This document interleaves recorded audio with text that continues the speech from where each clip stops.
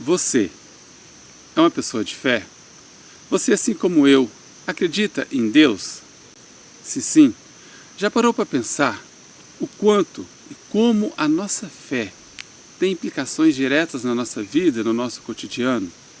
Desde o modo como a gente relaciona conosco mesmo, o modo como a gente relaciona com os outros, e até mesmo o modo como a gente relaciona com a vida e com as circunstâncias que ela nos apresenta em cada momento, em cada realidade. Bom, é sobre isso que eu quero conversar no vídeo de hoje com vocês, sobre a relação da nossa fé na nossa vida e, sobretudo, a fé no que se diz respeito a um ser superior, aquilo que nas religiões a gente costuma chamar de Deus. Prazer, é sempre uma satisfação estar junto com vocês aqui nessa nossa roda de conversa, nesse canal do YouTube, nesse projeto Vida Plena. E vocês que interagem conosco, desde já eu manifesto aqui o meu carinho e a minha gratidão. Também peço a ajuda e a colaboração para que essa nossa roda de conversa possa se expandir e mais pessoas fazer parte da nossa prosa. Fazendo aqueles gestos que são coisas simples, ligadas a mídias aqui na internet, as mídias sociais, como no caso do YouTube. Deixar o like, caso goste aqui do nosso conteúdo, ou dislike, caso não goste. Manifeste a sua opinião em relação ao que a gente conversa aqui nos comentários e, acima de tudo, divulgue essa ideia para que mais pessoas possam conhecê-la. Aqui no canal do YouTube tem um botão compartilhar, onde a gente consegue pegar o link e divulgar no grupo de WhatsApp ou em outras mídias que a gente participa, e para que outras pessoas possam também chegar até o canal e ver se curte o nosso conteúdo e, quem sabe, assim como você, passar a interagir conosco. Ora, conforme eu disse, no vídeo de hoje a gente vai conversar sobre a relação da nossa fé, a implicação que a nossa fé em relação a um ser transcendental, que a gente aprendeu a chamar de Deus, melhor, um ser transcendente, tem na nossa vida diretamente. Esse vai ser a primeira parte desse vídeo, porque hoje a nossa conversa vai mais no campo da teologia, da espiritualidade. Depois eu quero dar continuidade para a gente poder fazer a relação também da nossa fé, da nossa crença, no que diz respeito a nós mesmos, ao sujeito que acredita, no caso a nós mesmos, e a nossa vida no cotidiano. Ou seja, como que as nossas crenças elas impactam os nossos comportamentos e também está diretamente ligado ao sucesso ou não que a gente tem na nossa vida. Mas aí a nossa conversa vai ser uma conversa no sentido, num tom mais psicológico, mais filosófico. Mas isso vai ser para o segundo momento, tá bom? E para começar a reflexão do vídeo de hoje, eu quero contar uma história para vocês. Bom, na verdade eu não vou contar, eu vou recontar. Primeiro que a história não é minha, é de um sujeito chamado Laércio Diógenes, um importante autor grego lá do século III. E segundo, que ao contar a história que ele contou lá no século III, depois de Cristo, eu vou dar a minha versão dos fatos. Então, necessariamente, eu vou estar recontando essa história para vocês. Segundo esse sujeito, Laércio Diógenes, em um dos seus livros, A Vida dos Filósofos Eminentes, ele narra um fato que aconteceu na cidade de Atenas, 4 séculos antes de Cristo. Atenas, nesse momento, estava sendo devastada por uma praga, que estava vitimando, matando muitas pessoas. E, diante daquele desespero, os atenienses, na Idade Antiga, eram politeístas, como a gente sabe. Os gregos em geral, não só Atenas, a Grécia como um todo e outros povos também. Então os atenienses eles estavam rezando e oferecendo sacrifício para os seus deuses e deusas, implorando pela cura, pela libertação daquela praga que estava devastando a vida das pessoas na cidade, mas nada acontecia. Daí, um sujeito chamado Nícias, ele aparece em cena nessa história e vai até as autoridades de Atenas para dizer o seguinte, que tinha ouvido dizer que o oráculo de Pitonisa, na época, era uma importante sacerdotisa que ficava no templo de Delfos em Apolo. Ela tinha profetizado o seguinte em relação ao que estava acontecendo em Atenas. Era uma terrível maldição. E a solução estaria em eles irem até na ilha de Creta, buscar o socorro, o apoio de um homem tido como sábio, como profeta, chamado Epimênides. E esse sujeito adorava um tal Deus desconhecido. Estando Epimênides em Atenas, logo ele pede então que os atenienses dirigem as suas preces, orações, sacrifícios ao Deus ao qual ele servia. E aí, milagrosamente, a praga, a maldição cessa. E a vida daquelas pessoas passa a ser preservada. Diante da euforia, da alegria deste fato, os atenienses vão até Epimênides e falam o seguinte: olha, nós vamos construir um altar para o Deus que você serve, que é o nosso costume aqui, construir altares para Deus, para os deuses e deusas que a gente adora, mas aí a gente precisa que você nos dê o nome desse Deus para a gente colocar lá no altar. Epimênides estranhou esse pedido, dizendo algo mais ou menos assim: nomear Deus? É uma pretensão imensa, porque para a gente nomear Deus, a gente precisa ter algum tipo de conhecimento sobre Ele. A gente só nomeia aquilo que a gente conhece. Em relação a um Deus, isso é impossível. Mas diante das insistências dos atenienses, Epimênides cede e fala o seguinte: já que vocês querem colocar um nome no altar que vocês vão construir para o Deus ao qual eu sirvo, pode colocar lá o seguinte: ao Deus desconhecido. E é essa tradição do Deus desconhecido que Paulo de Tarso, o São Paulo para os cristãos, sobretudo católicos, vai encontrar quando ele chegar lá em Atenas, séculos depois, para anunciar a fé no Cristo ressuscitado, conforme a gente vê lá no capítulo 7 do Atos dos Apóstolos. Eu quis compartilhar essa história com vocês, porque ela tem muito a ver com a nossa reflexão de hoje. Sobretudo, que ela nos evidencia um aspecto, muitas das vezes por nós despercebido, em relação à nossa fé com o ser transcendente, com Deus. Muitas das vezes, a nossa fé em Deus, ela está baseada na fé em um Deus conhecido. Já parou para pensar nisso? A gente, muitas das vezes, acredita em um Deus conhecido. Mas que conhecimento de Deus é esse, Luciano?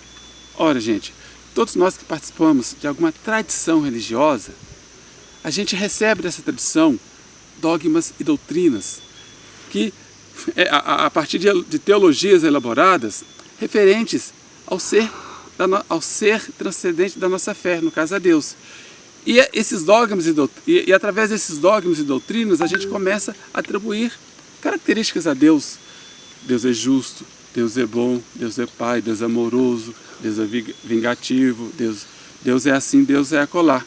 E a gente cresce aprendendo, e a gente cresce com essas características dentro de nós. Além disso, imagens também. Quando a gente pensa de Deus, sobretudo aqui no Ocidente, logo a imagem que vem, um velhinho, barbudo, muitas das vezes da pele branca. Então tudo isso está ligado a esses atributos e imagens que a gente tende a dar a Deus através das doutrinas e dogmas das religiões às quais a gente participa.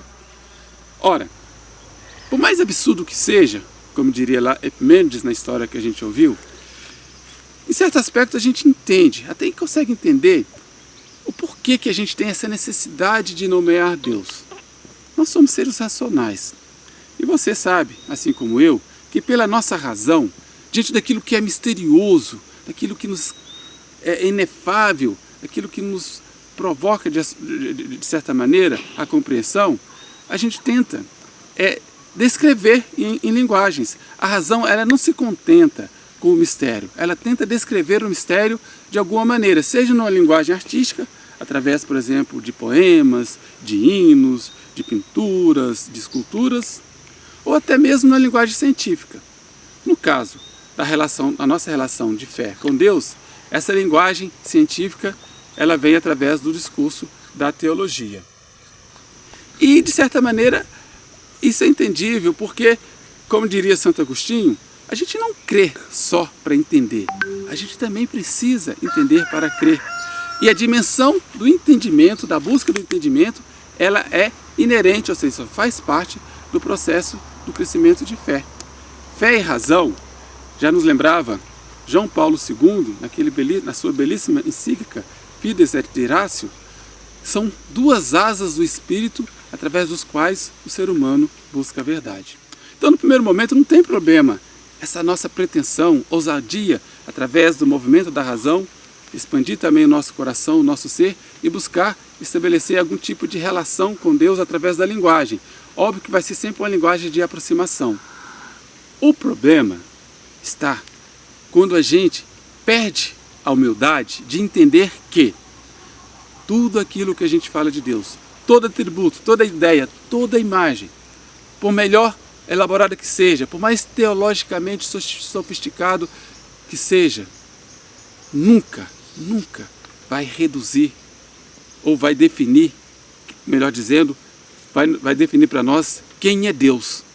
Deus, como nos dizem os místicos, é sempre totalmente o outro, que escapa o nosso entendimento, a nossa linguagem. Então, se por um lado a gente, pela razão, tateando o mistério, a gente atribui imagens e linguagens para tentar captar esse mistério, pelo menos um pouco a nível de entendimento, por outro lado a gente tem que ter a humildade de perceber que o nosso discurso, a relação a Deus, não define quem é Deus.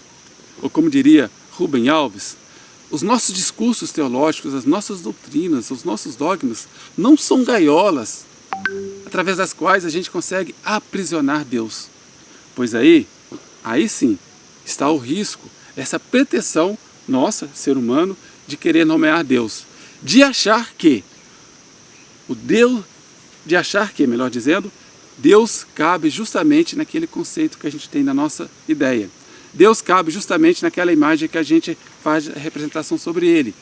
Porque esse Deus que cabe na nossa ideia, esse Deus que está conformado na imagem que a gente cria sobre Ele, diz mais respeito a nós mesmos do que a Deus em si. Então, nesse sentido, as imagens, os atributos que a gente tem sobre Deus diz respeito a um Deus que a gente cria. Daí, gente, nós temos que perceber que quando a gente baseia a nossa fé num Deus conhecido, ou seja, num Deus sobre o qual a gente estabelece algum conhecimento, este é um Deus que a gente cria. E nós temos que estar atentos a isso, porque muitas das vezes as imagens que a gente cria sobre esse Deus interferem no nosso comportamento no dia a dia, e são imagens ou ideias que a gente tem que desconstruir para que a nossa relação de fé com Deus seja mais verdadeira e genuína.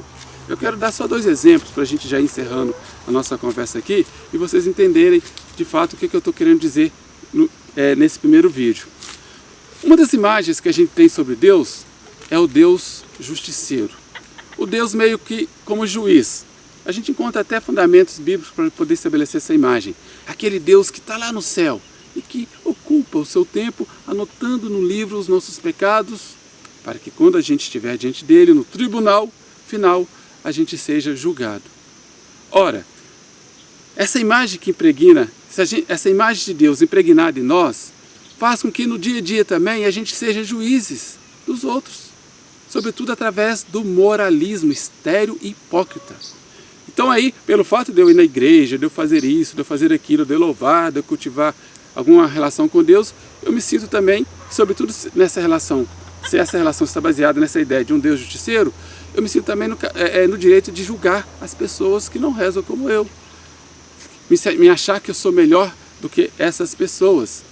Só que muitas das vezes, aquilo que eu falo em termos de fé, não acompanha as minhas atitudes no dia a dia. Toda vez que eu condeno, que eu julgo alguém pelos erros dela, por causa da minha fé, né, muitas das vezes esse meu ato de julgamento é um ato que eu estou escondendo muitas coisas ruins, muitas coisas erradas da minha própria vida. Jesus já dizia isso, né? Cuidado, não julgue para não ser julgado, porque toda vez que você apontar uma trave no olho do seu irmão, não esqueça que na sua também tem. Ou, no ditado popular, toda vez que você aponta o dedo para alguém, tem 3 voltados para você. Então percebe que essa ideia de um Deus juiz, de um Deus que condena, se ela estiver arraigada em nós, e se a nossa fé for uma fé baseada no moralismo, a gente passa a reproduzir essas condenações para as pessoas que não estão de acordo com os padrões de vida que a gente impõe a nós. Uma outra ideia de Deus que às vezes atrapalha a nossa relação de fé no cotidiano é aquela ideia de que Deus ele se agrada e se contenta com o nosso sofrimento, com a nossa dor. Então toda promessa que a gente faz para alcançar uma graça, ela tem que ser paga com sacrifícios. Por que não, já diria Rubem Alves, a gente pode pagar uma promessa com uma festa, com uma dança e não só com sacrifícios? Será que Deus se contenta de fato com a nossa dor, com o nosso sofrimento? Ele ou ela não nos quer ver felizes? Então, gente, a reflexão de hoje é para a gente poder estar atento como é que é a nossa relação de fé com Deus. E como essa fé afeta a nossa vida no nosso dia a dia.